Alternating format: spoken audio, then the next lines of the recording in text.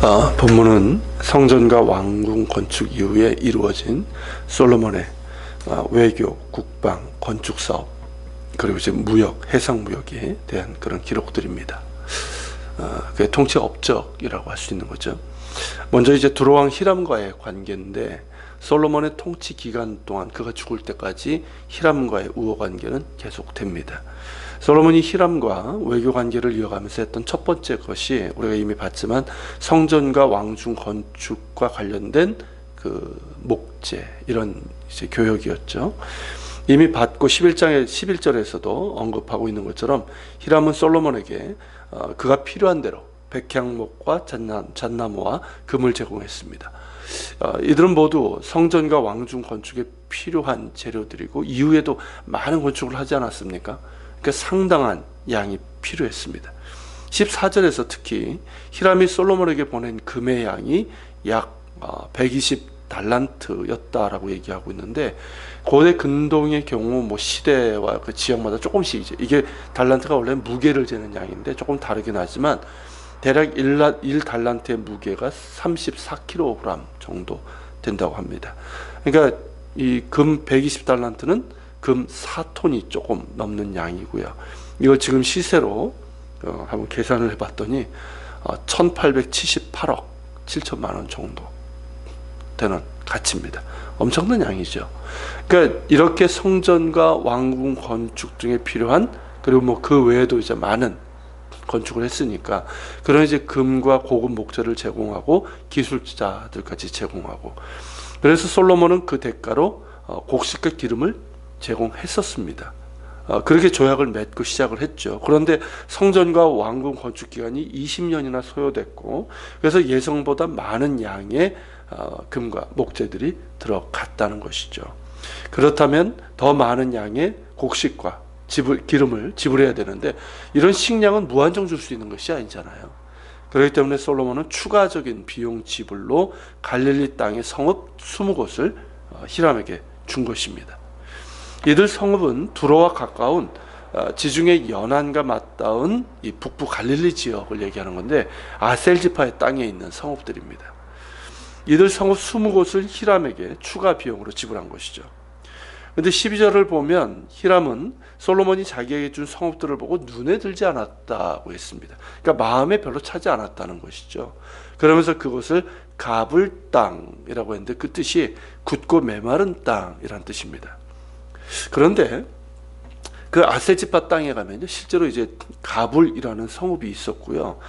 실제로 그쪽에 가면 알겠지만 거기는 굳고 메마른 땅이 아닙니다. 광야가 아닙니다. 광우량도 있고요, 나무들도 꽤 있고, 농사도 지을 수 있고, 목축도 할 수 있는 기름진 땅입니다. 좋은 땅이에요. 그런데 바다를 무대로 살아가고 있는 두로왕 히람이 볼 때는 그렇게 그의 입장에서는 만족스러운 땅이 아니었던 것 같습니다. 역대하 8장 2절에 따르면 이 히람이 후에 솔로몬에게 이 땅을 돌려주게 된 걸로 나와요. 그리고 솔로몬은 다시 이곳에 이 성읍들을 다시 재건한 것으로 나오지만, 어쨌든 이스라엘 지파에게 주어진 성읍을 이방 국가에게 준 것은 분명 문제가 있습니다. 본문의 분위기도 그렇게 긍정적으로 평가하고 있지는 않아요. 자, 그 다음으로 이제 솔로몬의 건축과 토목 사업에 대한 건데, 성전과 왕궁 건축에 이어서 솔로몬은 어떻게 합니까? 예루살렘 아래에 밀로와 예루살렘 성벽을 쌓고 하솔과 무기또 게셀을 건축하고, 그 외에도 많은 성읍들, 이스라엘 곳곳에서 많은 건축과 토목 사업을 진행하게 됩니다. 이 밀로라는 것은 이게 이제 특정 어떤 지명이 아니라 이게 채운다는 뜻을 갖고 있거든요. 그래서 학자들은 예루살렘 성벽 한 부분에 세워진 성체, 그러니까 예루살렘이 좀 비스듬하게 되어 있는데 아래쪽에 있는 이제 성체로 얘기를 합니다. 그래서 이 아래쪽 기드론 골짜기를 다 내려다볼 수 있는 곳이다 얘기를 하고 그러고 있습니다. 그리고 이제 중요한 건 뭐냐면 이 성읍들 중에 하솔과 무기또 게셀입니다. 이 세 곳은 당시에 이제 국제도로인 해안길이라는 게 있는데, 이 도로를 지나는 주요 길목에 있는 성읍입니다. 그래서 가나안 시대에서부터 아주 중요한 군사 그리고 무역 도시였습니다. 그런데 이제 이스라엘이 이들 성읍들과 도로를 통제할 수 있게 된 거예요. 완전하게. 20절 21절의 기록처럼 그 땅에 있었던 가나안 족속들 어떻게 됩니까? 이들을 역군으로 삼을 만큼 이스라엘의 통제력이 강력했기 때문에 이 성읍들을 요새할 수 있었던 거죠. 그래서 솔로몬은 이들 주요 성읍에 병거성을 건축하게 됩니다.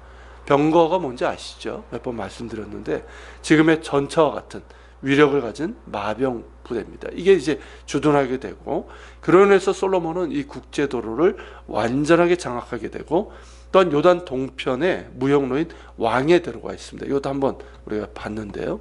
이 도로 역시 장악하게 되면서 고대 근동 무역의 중심에 서게 됩니다. 그로 인해서 이제 활발한 교역이 일어나게 되고 중개 무역으로 인해서 엄청난 수입이 들어오게 되면서 흔히 말하는 솔로몬의 영화, 이게 가능하게 된 것이죠. 당시 주요 도로인 이 해안길과 왕의 도로를 통해서 활발해진 솔로몬의 무역은 어디까지로 이어지게 되냐면 해상 무역으로까지 이어지게 됩니다. 26절부터 28절이 그것을 얘기하고 있어요. 자, 솔로몬이 에돔 땅 홍해 물가의 엘롯 근처 에시온 게벨에서 배를 지었다고 하고 있습니다.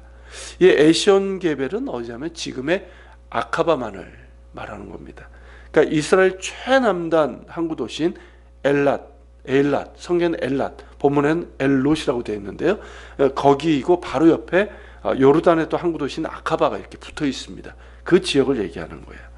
그것은 홍해를 거쳐서 내려가면 이집트로 갈 수도 있고요, 에티오피아로 갈 수 있고, 더 내려가면 아프리카, 그리고 방향을 틀면 인도양으로 이어져서 이 인도와 그리고 메소포타미아 그 남부 지역, 그러니까 뭐 페르시아 뭐 이런 지역이겠죠. 그런 지역과도 무역을 할 수 있는 그렇게 이제 이어지게 됩니다. 그런데 이 일을 누가 같이 하냐면 두로왕 히람과 같이 하게 됩니다. 왜냐하면 이스라엘은 뱃사람들이 아니잖아요. 농경과 목축을 하던 사람들이기 때문에 배를 만들고 항해를 하는 일을 못합니다. 서툽니다. 그런 까닭에 지중해에서 해상 무역을 하던 이 두로왕 히람과 협력을 해서 배를 건조하고 선원들도 제공받고 그러면서 해상 무역을 한 것이죠. 그렇게 해서 그들은 오빌에 이르러 거기서 금 420달란트를 얻어 가져오게 됩니다. 오빌이 어디냐면요, 지금의 소말리아, 지금도 이제 가끔씩 나오죠. 이제 뭐 해적 뭐 이런 것들 나오는데, 어쨌든 아프리카에 있는 소말리아에 있는 도시였고요. 대표적인 금 생산지였습니다. 그렇게 솔로몬은 이 홍해를 이용한 해상 무역을 통해서 많은 이익을 올리면서 이스라엘 명실공히 고대 근동에서 이 육로와 해로를 잇는, 이게 두로왕 히람과 하면서 지중해 그리고 이스라엘 땅 그리고 홍해를 이어지는 이 중개 무역의 중심지가 되고, 그러면서 부강한 제국이 된 것입니다. 자, 이런 본문의 기록에서 우리가 볼 수 있는 건 뭘까요? 하나님의 신실하심 아니겠습니까? 자, 하나님께서는 기브온 산당에서 솔로몬이 1,000번제를 드릴 때에 그가 지혜를 구했을 때 그가 구하지 않은 부귀와 영광도 주시겠다고 약속을 하셨습니다. 그리고 성전 건축 마친 후에 솔로몬이 간구했을 때 그에 응답해 주셨죠. 그리고 무엇보다도 그의 아버지 다윗과 맺은 언약을 하나님께서 기억하시고 그 언약대로 하나님께서 행하여 주셨습니다.